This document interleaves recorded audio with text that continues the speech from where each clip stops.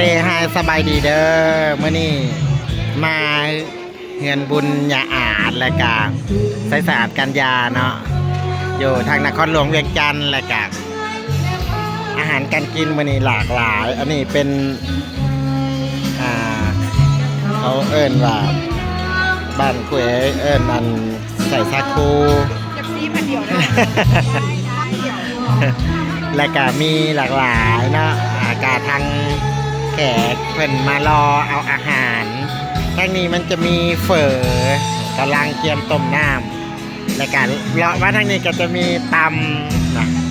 มีตำมียำโอ้โหเป็นตาแซ่บอันนี้เป็นยำวุ้นเส้นถ้าอยากได้ยำจานหนึ่งยำให้เอาไหนจานหนึ่งโดยเอาล่อนโดยจะได้เอากลับมาเอาแล้วก็เลาะมาทางนี้ครับโอ้ทางนี้เป็นอาหารเป็นพวกพัดพักหรือว่าพัดยาต่างๆนะหลายแห้งแล้วก็มีทั้งอาหารโดยแซ่บแห้งแล้วก็หลายทางนี้จะเป็นเกี่ยวกับเครื่องดื่มนี่นับแต่กระแลมตักนี่เวลาเพิ่นมาคนละลาไปให้นาลีจะหน่อยมาเอาโอเคอ่ะนี่นะเพิ่นคุ้มให้กินเด้อโอเคหน่อยนึงเพราะว่าโอ้โห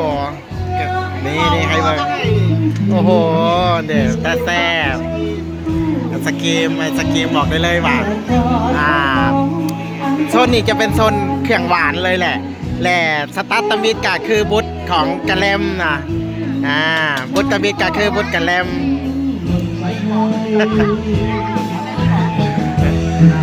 กะแลมโอเคก็เป็นบุตรของกะแลมโซนต่อไปก็จะเป็นเครื่องดื่มที่มีหลากหลายเครื่องดื่มนะเพราะว่าท่านจะเข้ามาอยู่ในงานนี่แล้วก็หนึ่งจะได้ทางมวลสื่นกับเสียงเพลงที่ทางเวทีแล้วเนาะยังมีทางบุตรเครื่องดื่มต่างๆโดยเฉพาะสตาร์ตบินนี่เป็นบุตรกะแลมนะ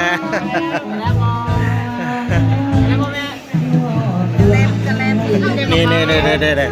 ขอบใจเด้อ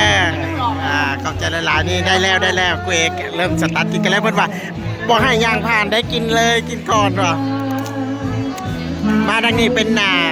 ำโซนน้ำและก็มีทั้งโซนเบียร์นะเบียร์ลาวและก็มีหลากหลายเบียร์โซนนี้มีเบียร์แล้วก็มีเบียร์ไฮนิเก้นมีเบียร์ต่างๆนะทานมักประเภทเครื่องดื่มแบบใดก็สามารถโซนนี้สามารถที่ว่าเข้าไปดื่มแล้วก็เข้าไปกินอาหารนะเครื่องดื่มต่างๆได้เลยหลากหลายแห้งแล้วก็มาทางนี้ก็มีทางหลายๆฐานนะที่กำลังที่จะให้เบิ่งแท้ๆคือโซนหมากไม้เด้อนี่นะแซ่บโซนหมากไม้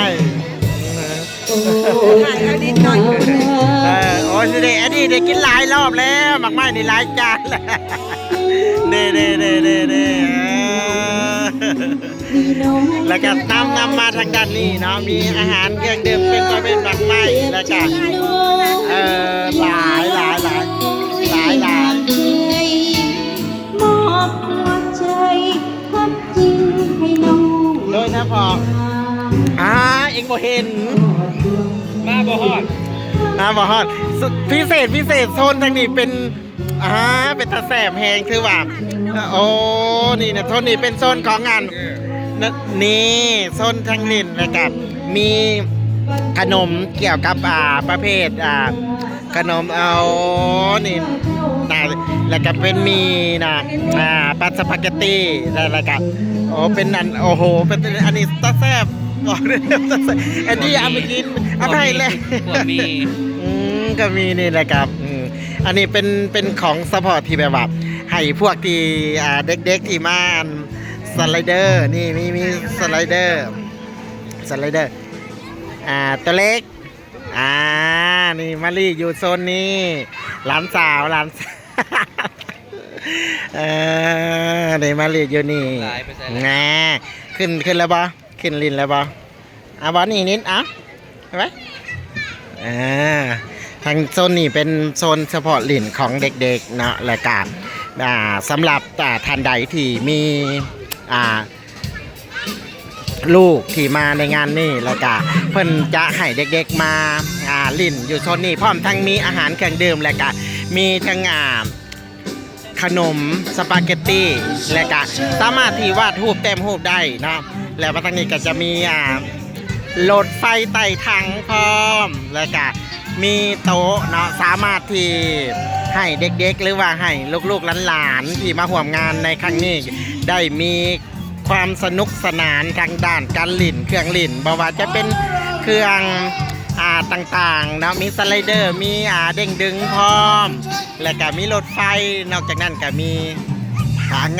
โต๊ะของแขกที่มาร่วมงานเพิ่นก็จะโซนนี้เป็นโซนที่ว่ามีเบียร์แน่มีสุ่มเบียร์แน่เนาะหลากหลายแล้วก็บอกได้เลยว่าม่วนแฮงเนาะอันนี้ก็ทางด้านเข้าไปด้านในก็จะเป็นกันใหญ่โอเคสิ